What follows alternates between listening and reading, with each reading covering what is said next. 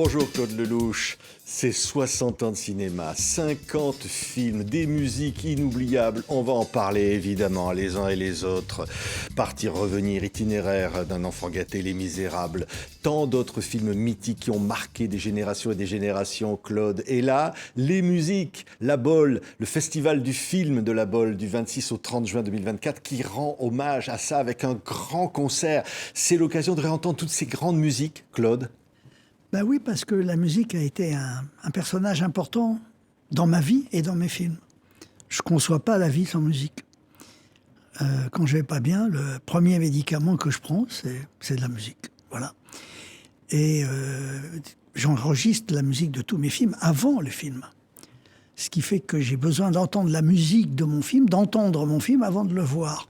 Voilà. Et donc, tout ça vient des Scopitones, où j'ai pris la mauvaise habitude de travailler sur des enregistrements existants. On se rappelle les Scopitones avec Clo-Clo, Sheila, Dalida. Voilà. Et donc je faisais des images là-dessus, et puis je me suis dit, bon, le jour où je vais faire des films, la musique va être très très importante. Et dès que j'ai fait Un homme et une femme, bien sûr, je savais que la musique allait dire plein de choses que les paroles ne pourraient pas faire. Et donc, si vous voulez, j'ai un rapport avec la musique. Je pense que je crois en la musique comme d'autres croient en Dieu, et quelque part, je pense que c'est le langage de Dieu, quelque part, puisque c'est un langage universel, facile à comprendre.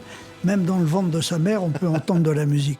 L'Orchestre national des Pays de la Loire et Nicolas Guiraud et le grand... On va voir des images, on voit des images de ce festival de La Baule, qui est un grand moment où on célèbre la musique de film.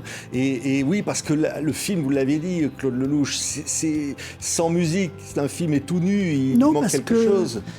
La musique, c'est ce qui parle à notre part d'irrationnel.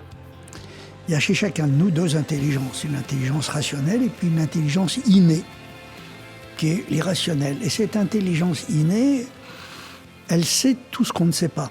Je veux dire, le rationnel nous permet de faire la fin du mois et nous dit qu'on est mortel, alors que notre intelligence irrationnelle nous dit qu'on est là pour toujours. Laquelle des deux croire? Et c'est parce qu'il y a cette intelligence irrationnelle qui nous dit qu'on est là pour toujours que la mort est supportable. Vous voyez ce que je veux dire? Et qui parle le mieux à notre irrationnel? C'est la musique. Il n'y a pas de parole. La musique parle uniquement à notre instinct, à notre inconscient, à tout ce qui nous échappe et tout ce que le rationnel ne nous a pas transmis. Donc, si vous voulez, dans mes films sont des mélanges de genres. La vie est un mélange de genres, qu'on le veuille ou non. Et à un moment donné, j'ai besoin de parler à l'irrationnel des spectateurs autant qu'à leur part de rationnel. Le scénario leur parle d'une histoire, etc. L'irrationnel les ramène à eux-mêmes. C'est-à-dire que d'un seul coup, ce n'est plus mon film, ça devient leur film. Oui, on voit évidemment, on voyait ce 10e anniversaire donc, du Festival Cinéma et Musique de Film de La Baule avec ce grand orchestre qui va jouer les musiques. Évidemment, parmi ces musiques, il y aura forcément Un homme et une femme. On va voir des images de ce film. Comment ne pas parler d'Anouk Aimée qui nous a quittés? Oui, alors c'est impossible de ne pas en parler parce que d'abord, elle n'est pas la première à me quitter. Entre Johnny, Belmondo, Trintignant, enfin la liste est impressionnante de tous ces Jacques Brel. Donc si vous voulez, c'est un gros morceau de ma vie qui est parti. Pendant 60 ans, elle m'a permis de tutoyer les étoiles. Vous voyez ce que je veux dire? Avec Jean-Louis et puis tous les autres. Donc si vous voulez, aujourd'hui je me retrouve un peu tout seul. J'ai le sentiment d'être le dernier des Mohicans de cette période incroyable. Voilà, et j'espère pouvoir jouer les prolongations. C'est pour ça d'ailleurs que je viens de terminer mon 51e film avec Cadmerade, musique d'Ibrahim Malouf, paroles des chansons de Didier Barbelivien. Donc ce sont des gens qui ont beaucoup de talent. Donc je vais essayer de terminer ce chemin avec aussi des gens qui ont beaucoup de talent. Oui, ça c'est évidemment la Palme d'Or au Festival de Cannes. Vous vous souvenez évidemment de ces grands souvenirs avec Jean-Louis Trintignant, Anouk. Oui, parce que d'un seul coup, du jour au lendemain, votre vie change. Je veux dire qu'Un homme et une femme a changé la vie de tous ceux qui l'ont fait. De Francis Lay à Anouk, en passant par Jean-Louis, etc. Et moi, bien sûr. Et on ne sait pas pourquoi, ce film a fait plusieurs fois le tour du monde. Là, il vient de repasser 4-5 fois à la télé. Il n'en finit pas. Et c'est vrai que c'est avec ce film que Joe Biden a rencontré sa femme, qu'il a eu le courage de lui dire certaines choses. Donc, si vous voulez, il y a eu des milliers... Vous savez, ce qui est formidable dans les arts, c'est quand les arts laissent des traces. Voilà. Et c'est vrai que je pense que les artistes ont plus laissé de traces que les hommes politiques. Si on fait le bilan aujourd'hui, on voit ce qu'ont laissé tous les grands écrivains, aujourd'hui les grands cinéastes, les grands auteurs. Je crois au monde du rêve, vous voyez. Vous savez, s'il n'y avait pas le rêve, à quel point la vie serait difficile, voilà. Et comme on ne meurt jamais d'une overdose de rêve, j'ai mis le paquet. Là, écoutez, ça regardez le disque de l'époque, hein, et la musique de Francis Lay, Pierre Barou, Nicole Croisy. Écoutez, c'est mythique.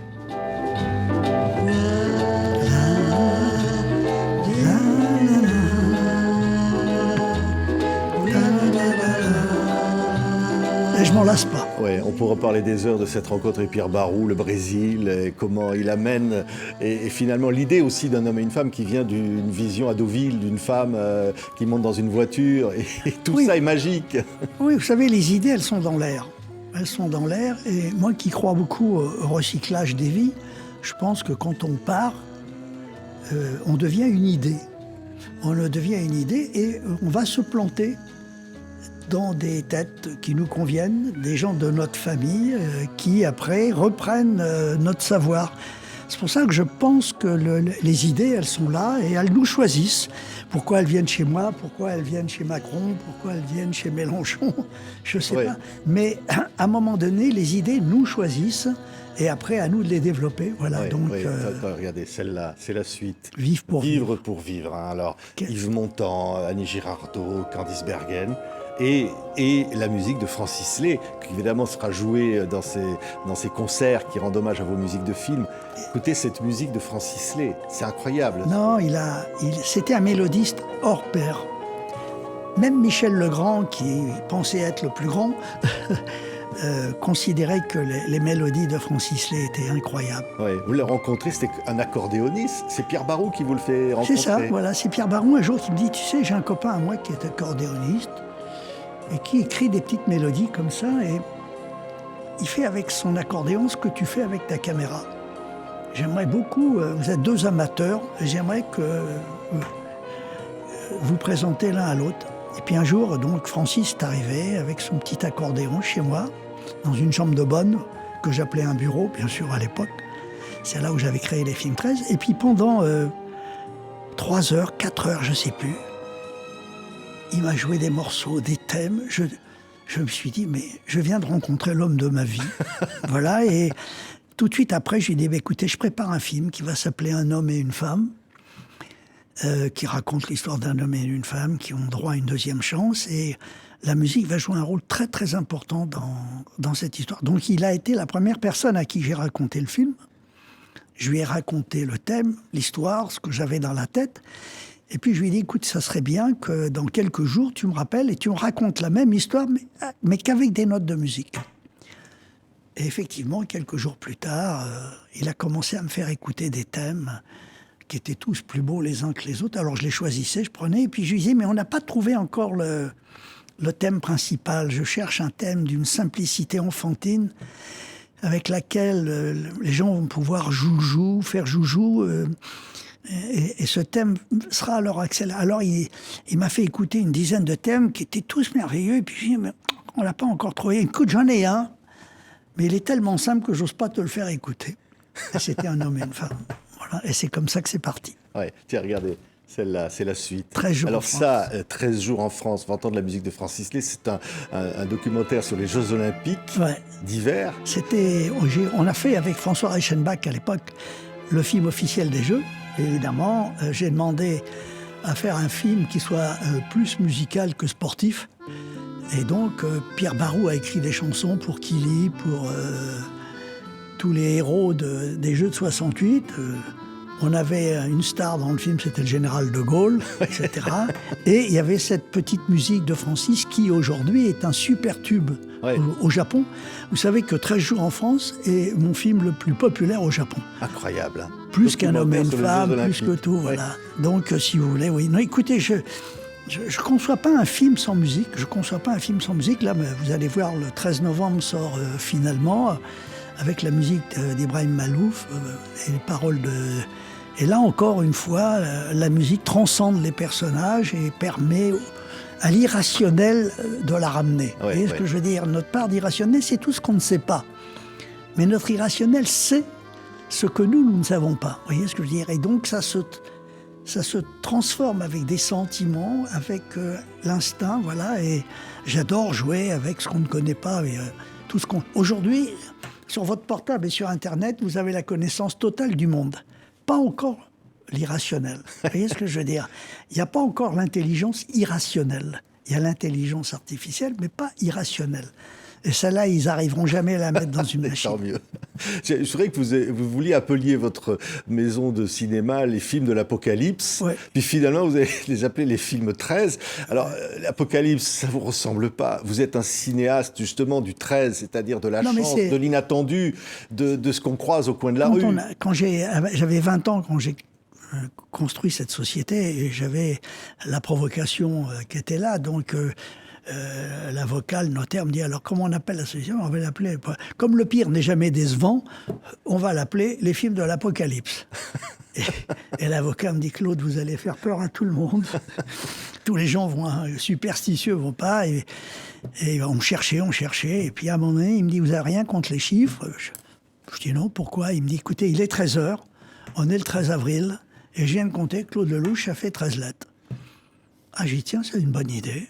Voilà, et puis depuis, le 13 et le 7 sont là pour me protéger. Là, il y a du bonheur, regardez. Là aussi, l'aventure. L'aventure, c'est l'aventure. Voir des images et Johnny Hallyday qui chante. Regardez, souvenir, souvenir. L'aventure, c'est l'aventure.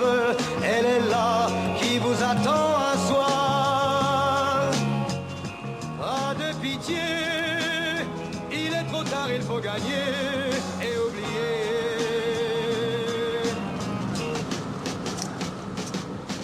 L'aventure, c'est l'aventure. Elle est pareille à l'amour. Elle est en moi pour toujours. Oui, pour toujours. C'est incroyable quand on voit cette image. Oui, c'est d'autant plus incroyable que Francis me dit, écoute, je vois pas comment mes musiques vont intéresser Johnny Hallyday. Et je lui dis, mais essaye, tu vas voir. Tu es fait pour écrire. Et effectivement, Johnny est tombé amoureux de cette chanson. Ouais. Et alors, évidemment, vous allez le retrouver bien des années après, Johnny, qui était un véritable acteur, au fond. Mais bien sûr, c'était son rêve. C'était son vrai rêve, c'était d'être comédien. Puis comme c'était compliqué, à un moment donné, il s'est mis à chantonner, après à chanter, puis après on s'est aperçu que c'était une des plus belles voix qu'on ait jamais entendues. Voilà, donc si vous voulez, encore une fois, vous savez, la seule certitude à laquelle je suis arrivé, c'est que dans la vie, les choses ne se passent jamais comme on les avait imaginées, que ce soit pour moi ou pour Johnny Hallyday. Il rêvait d'être acteur et il a été une star de la chanson. Voilà. Et donc, encore une fois, le hasard a plus de talent que nous. Et le hasard nous amène toujours là où notre intelligence n'aurait pas le courage d'aller. Notre intelligence, elle a peur de tout.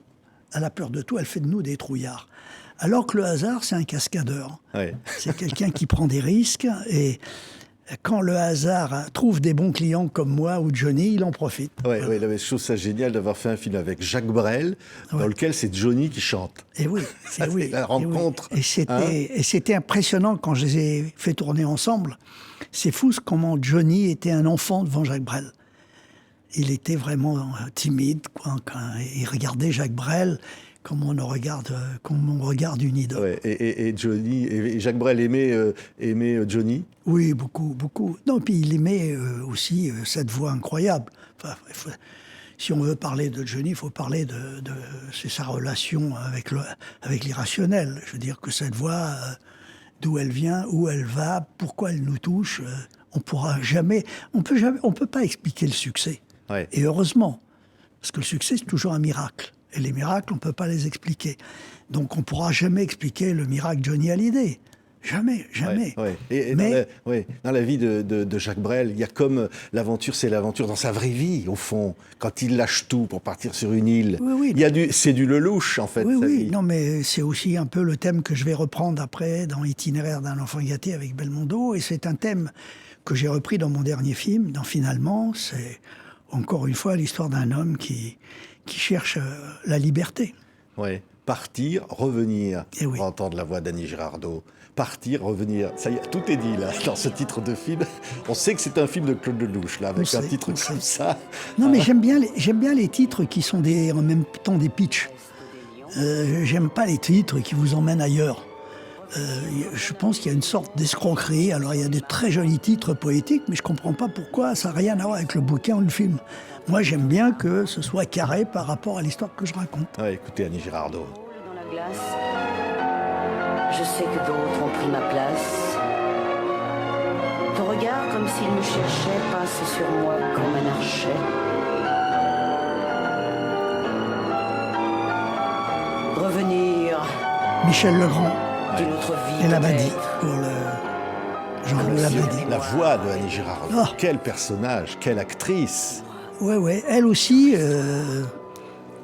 elle était protégée par l'irrationnel. Je veux dire qu'à un moment donné, c'est plus du talent, c'est autre chose. Vous savez, ce sont ces gens qui nous touchent. Bon, moi, j'ai pas eu la chance de tourner avec Gabin. J'aurais adoré, mais on voit toutes les traces qu'il a laissées. Voilà. Donc, quand je vois aujourd'hui tous les acteurs, Lino Ventura, Charles Denner, tous ces gens-là, Jacques Brel, ont laissé des traces parce que ce sont des leaders, ce sont des gens qui, à un moment donné, ont réussi à faire une synthèse de l'essentiel. Et ils ne sont pas capables d'expliquer où est l'essentiel. Et on ne peut pas l'expliquer. Voilà. Donc, si vous voulez, j'ai eu la chance extraordinaire de pouvoir tourner avec tous ces génies. Oui, mais en quelque sorte, vous allez récupérer Jean Gabin parce que vous allez mettre maintenant, je sais, le texte de Jean-Louis Dabadi dit par Jean Gabin dans un de vos films. Oui, absolument. Et c'est une de mes chansons préférées. Ouais. Parce qu'elle dit tout.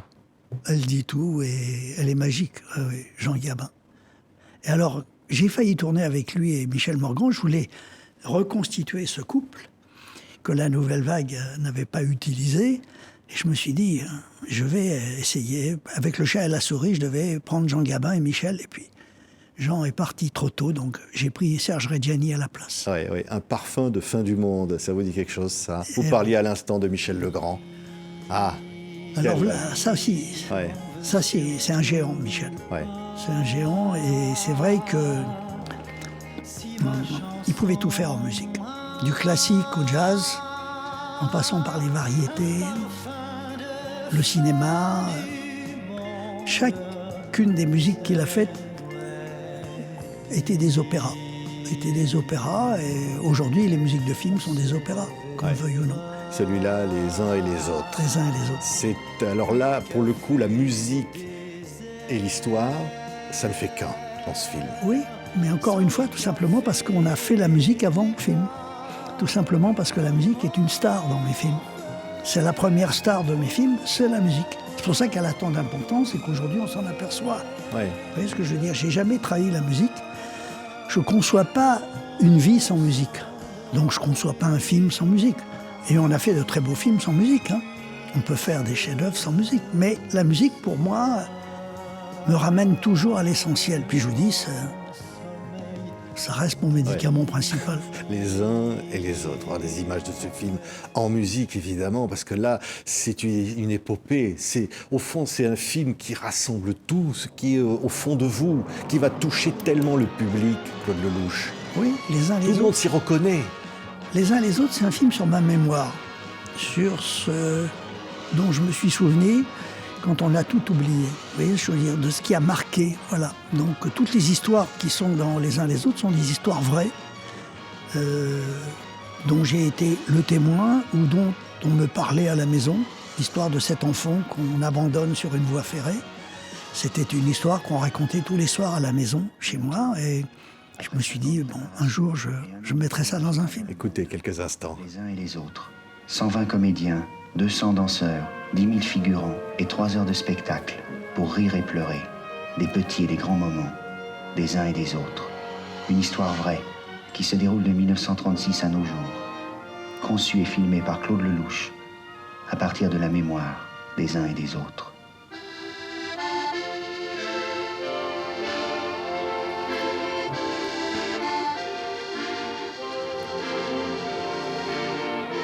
On voit dans ce film-là, au fond, votre idée du cinéma, c'est un spectacle total. On peut aller au cœur de l'âme humaine. Oui, parce que c'est quoi le cinéma? Le cinéma, c'est mieux que la vie.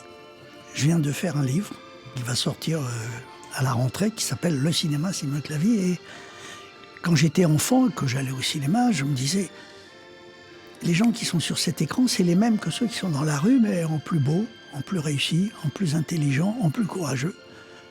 Et c'est ces gens-là que j'ai envie de fréquenter. Voilà. Et donc, le cinéma, moi, je l'ai découvert à l'âge de 3 ans. Ouais. J'étais un enfant insupportable, je ne tenais pas en place. Mes parents ne savaient pas comment me retenir à un endroit. Puis un jour, j'avais 3 ans, ils m'ont emmené au cinéma, je n'ai pas bougé. Oui, c'était aussi pour vous cacher. Non, mais ça, c'est après. Mais à 3 ans, en 1940, ils m'ont emmené, je ne sais même plus le film que j'ai été voir, et ils n'ont pas compris, je n'ai pas bougé. Et à la fin, je voulais rester à la séance d'après. Et donc, mes parents se sont aperçus que le cinéma allait être ma nurse principale, la personne qui allait le mieux s'occuper de moi. Et sous l'occupation, quand on était recherché avec ma mère par la Gestapo, ma mère a eu la très bonne idée de me cacher dans les salles de cinéma.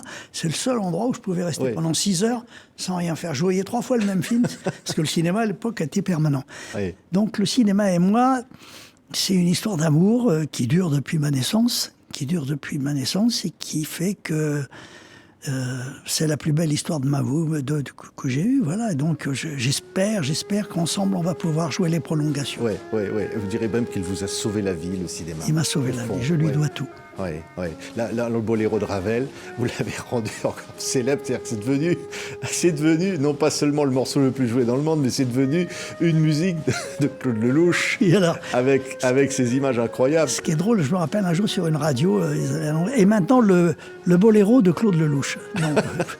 Et c'est vrai que grâce à la chorégraphie de Béjart, grâce à Georges Donne, grâce à Michel Legrand, qui l'a réorchestré différemment, on a fait chanter sur le Boléro de Ravel. C'est vrai qu'on a créé un autre boléro et qu'on a montré à quel point c'était la plus belle musique de film de tous les temps. C'est quoi ?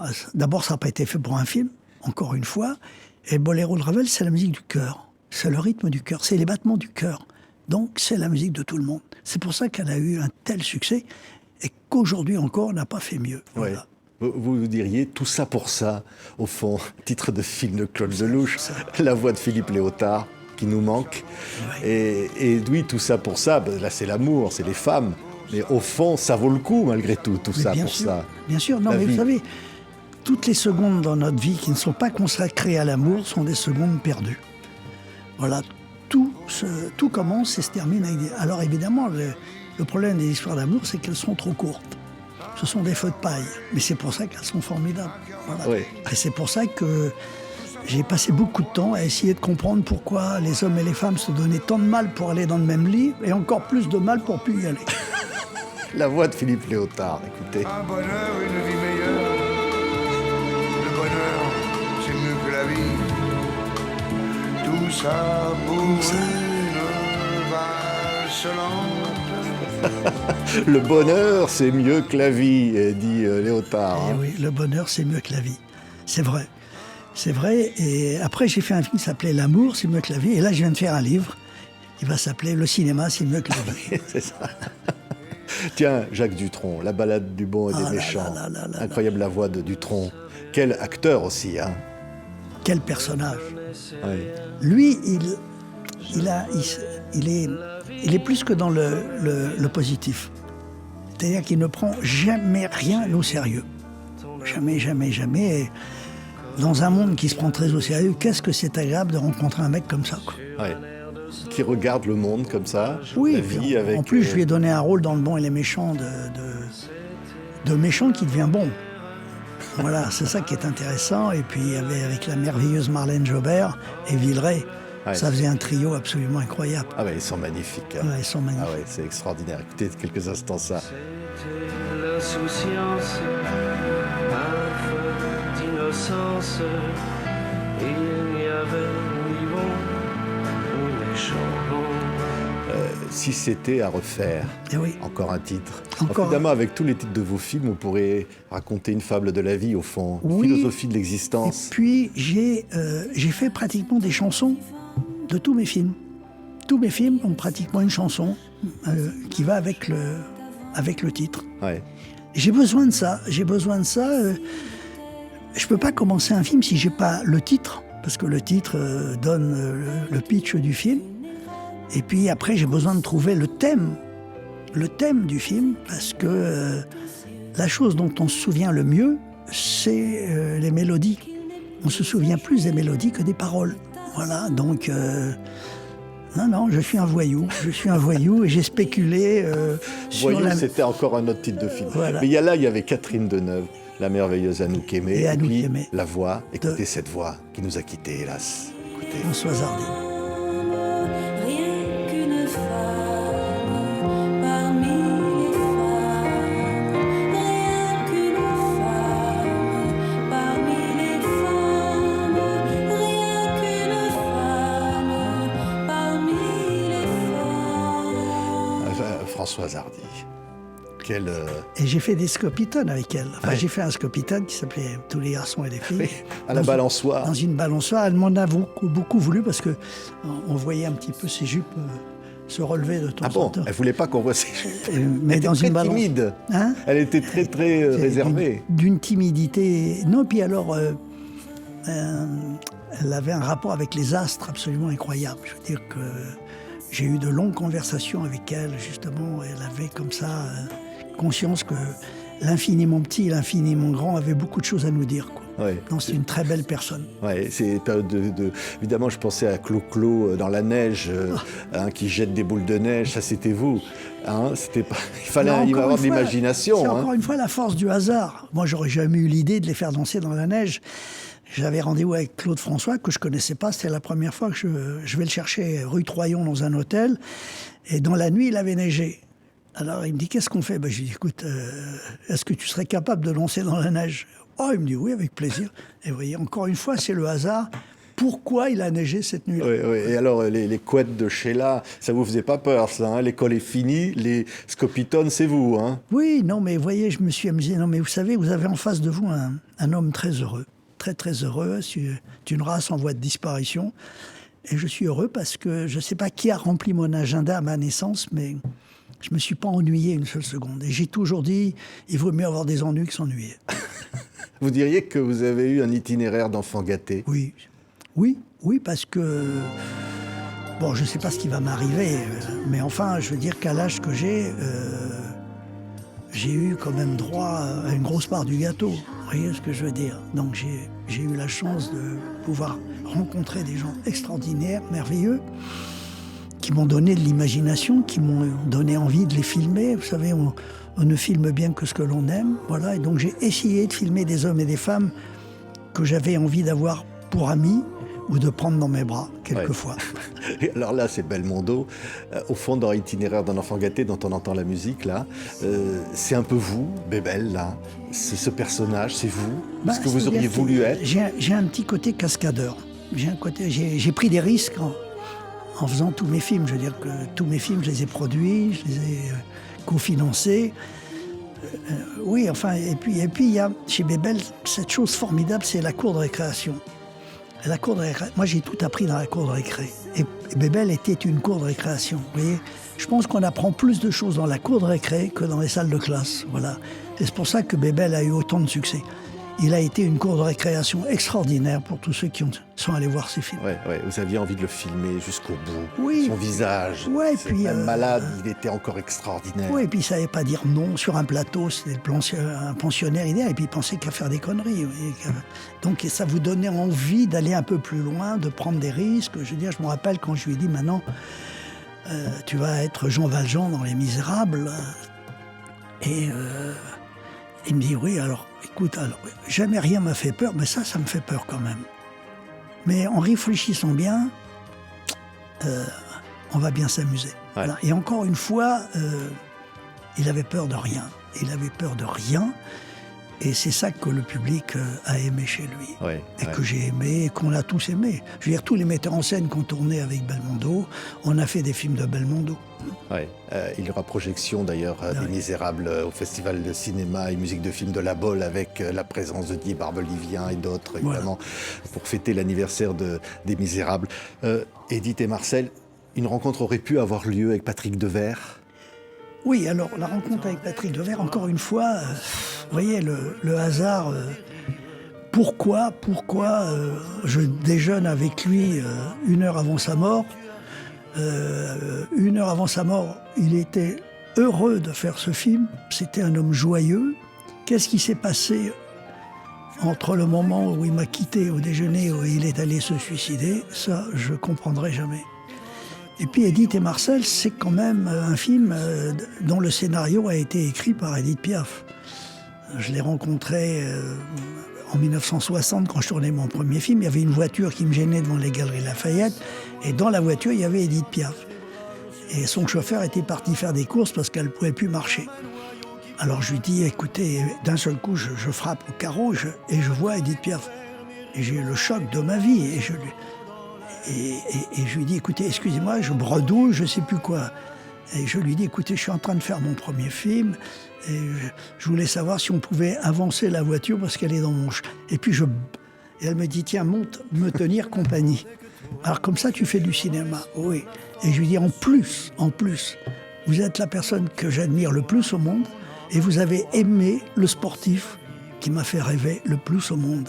Vous ne pouvez pas savoir à quel point, pour moi, c'est important de vous voir. Et elle me dit, écoute, je vais te raconter 2-3 trucs, je vais te confier 2-3 secrets de mon histoire avec Marcel Cerdan. Elle m'a raconté ça en 20 minutes. Et en partant, elle m'a dit, si un jour tu veux en faire un film, je t'en fais cadeau. Voilà, et donc j'ai fait Édith et Marcel. Incroyable, hein. Et si on parle de Piaf, on peut parler d'Aznavour, la voix de Charles Aznavour pour ce film Édith et Marcel. Écoutez, Charles Aznavour. Je m'attendais que toi, quand tu es arrivé, tu n'as eu qu'un sourire. Tout s'est illuminé, j'ai connu la joie d'aimer comme on respire. On a vraiment fait une chanson pour Piaf. Ouais. C'est comme si elle avait été encore parmi nous. Voilà. Et Charles était la personne qui la connaissait le mieux. Ouais. Et là, on l'entend. Aznavour, évidemment merveilleux, Charles. C'est incroyable ce parcours, j'allais presque dire musical, de cinéma, Claude Lelouch. Oui, parce que je suis peut-être le seul à enregistrer les musiques de mes films avant. Et d'un seul coup, on s'aperçoit que la musique a eu une importance capitale dans mes films. Mais je suis le seul cinéaste au monde à enregistrer la musique avant. Ouais. Tous les autres enregistrent après. Et quand on enregistre la musique après, c'est un peu pour boucher les trous. Alors que moi, non, c'est pour la mettre en avant. Et j'ai envie qu'elle soit une star dans mes films. On se souvient de la musique de mes films, tout simplement parce que ce sont des personnages importants. Ouais. On va se quitter avec, évidemment, Francis Lay. Il a peut-être compté encore plus que tous les autres. Oui. Hein? Oui, parce que c'était un ange. C'est un ange. Quand j'allais chez lui, rue Franklin, pour travailler, il fallait monter au 7e étage. Et je me forçais à chaque fois à monter à pied. Je me dis, quand on va voir Dieu, il faut que ce soit difficile. Voilà. Et je me rappelle, je montais, il m'attendait toujours en haut, et il me dit, t'as encore monté à pied? J'ai dit, tant que je... Voilà. Et donc, c'est vrai que chaque fois que j'allais voir Francis Lay, je savais que j'allais passer un des plus beaux moments de ma vie. C'était magique. C'était un ange. C'était un ange. Il n'était pas dans notre monde. Il était déjà dans l'autre monde en étant dans ce monde. Ouais. Après, il va faire Love Story, triomphe mondial. Oui. Après que vous l'ayez découvert. Oui. Après, il fait Love Story. Et je me rappelle, les gens m'avaient approché pour savoir si je voulais faire le film. Je dis non, moi j'aime bien raconter mes propres histoires, j'aime bien parler de choses que je connais. Voilà, non, et puis Love Story, et puis tout le reste. Tout le reste, il n'a pas fait que ça. Je veux dire que La bicyclette, avec Barou, ça reste quand même une des plus belles chansons de Yves Montand. Merci, Claude Lelouch. Merci. Concert qu'on va admirer au Festival du cinéma et musique de film de La Baule pour ses 10 ans, ce 10e anniversaire. Ça va être absolument extraordinaire, un grand moment. Et il y a tant d'autres musiques, on en a écouté quelques-unes. Et toutes ces musiques, c'est un parfum de votre cinéma et de vous. Merci en tous les cas de m'avoir accueilli et d'avoir compris à quel point la musique avait été mon partenaire principal. Merci Claude. Toi,